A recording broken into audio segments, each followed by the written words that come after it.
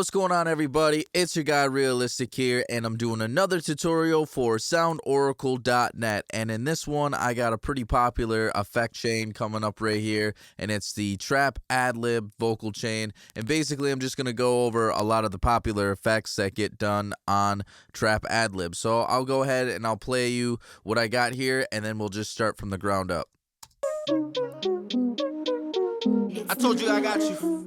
Yeah, might be a little late when I pull up. At the gas pump trying to fill up.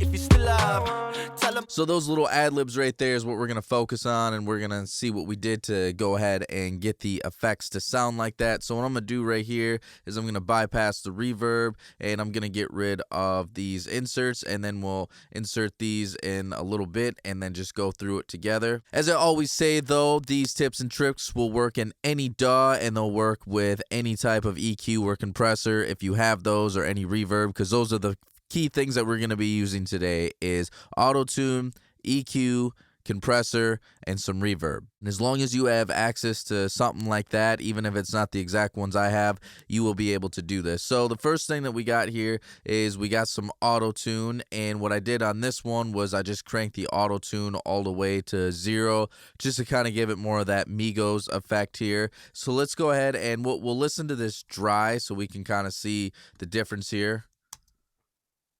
Yeah, late when I pull up. At the gas pump trying to fill up. Get a little.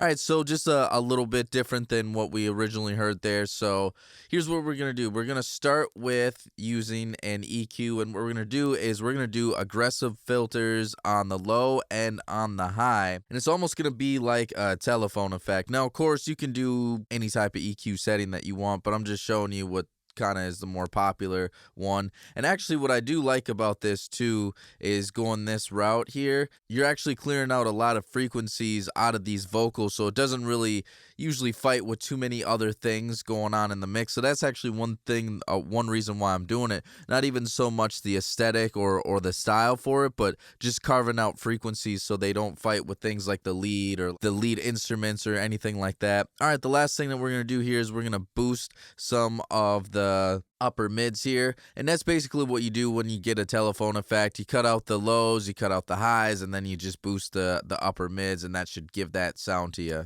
Yeah, might be a little late when I pull up. Got my list.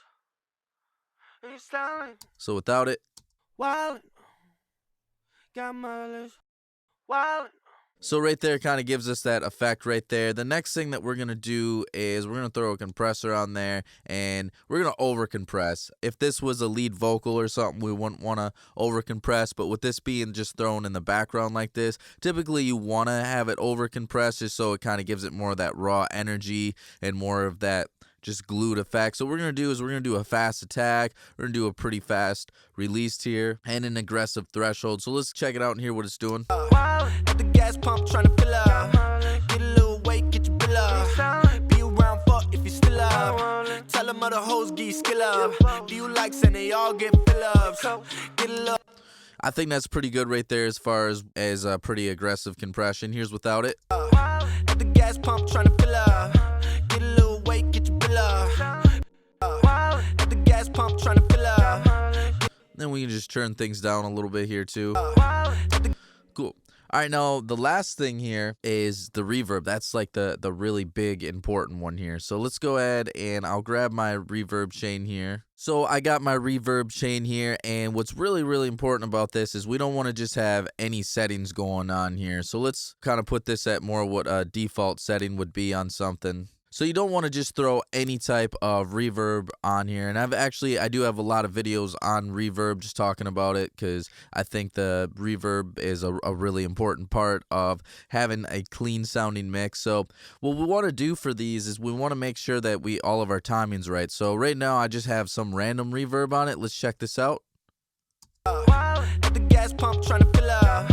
Get a little weight, get your bill up. Be around for if you still up. Tell them. I mean, it sounds all right, but it's not nearly what we want it to be. So first thing I like to do is I like to set a pre-delay. For me, I like to set this one to be slower. Usually for lead vocals, I'm doing a 32nd note. For ad-libs like this, I want to do like a 16th note. That way there is some space between when the ad-lib comes in and then when the reverb comes in, and it really gives it that trap effect. So this is a really important part of it. At the gas pump trying to fill up. So if I hit solo here, Wild, got mileage. we can hear that the reverb is delayed. I do have a video on pre-delay, so if you want to know more about pre-delay, so check that out just in case you want to know a lot more about it, because I'm not going to go through the whole details of it here. Now, if your reverb doesn't let you do a pre-delay as a note, you can figure this out pretty easy. And I have a lot of videos on this, but you just take 7,500 and you divide it by the BPM, which right here is 108. So I'm just going to take that 7,500 divided by 108. So this brings me to a 32nd note. I'm going to want a 16th note on this one. So what I'll do here is I'll times it by 2 because that's going to give me my 32nd note. So if I didn't have the note value, I would just type this in, 138.8, and that would give me my 16th note. At the gas pump trying to fill up.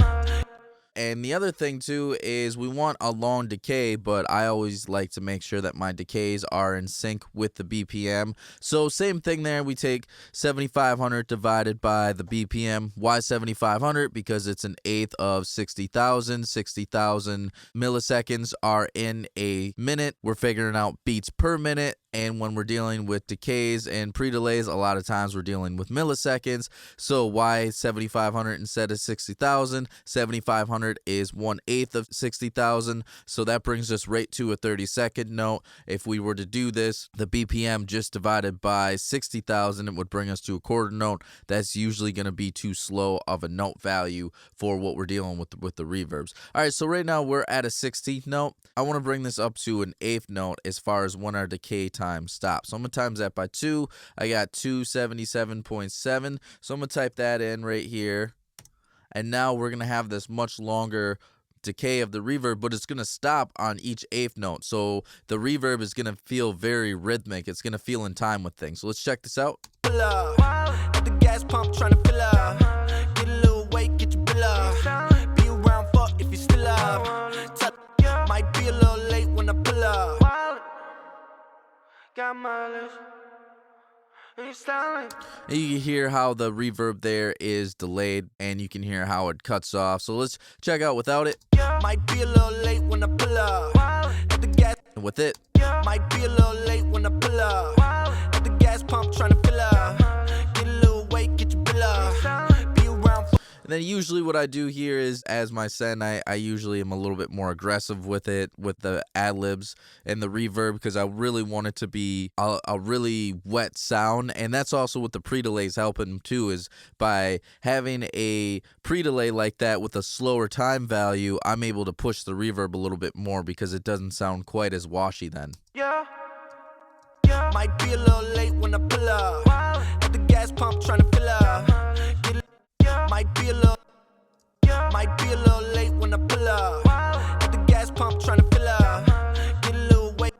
Might be a little. So it's just kind of finding the balance, and sometimes for me it's -7, sometimes it's -3. It all just depends on what it sounds like in the mix.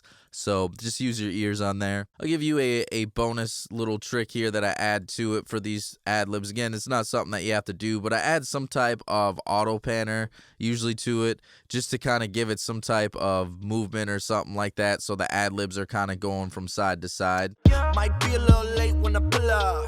At the gas pump trying to fill up. Get a little weight, get your bill up. Be around for if you still up. Tell them other hoes get skill up. Do you like saying they all get fill-ups? Might be a little late when I pull up. At the gas pump trying to fill up. Get a little weight, get your bill up. Be around for if you still up. Tell them other hoes get skill up. Do you like saying they all get fill-ups? Get a little house in Manila.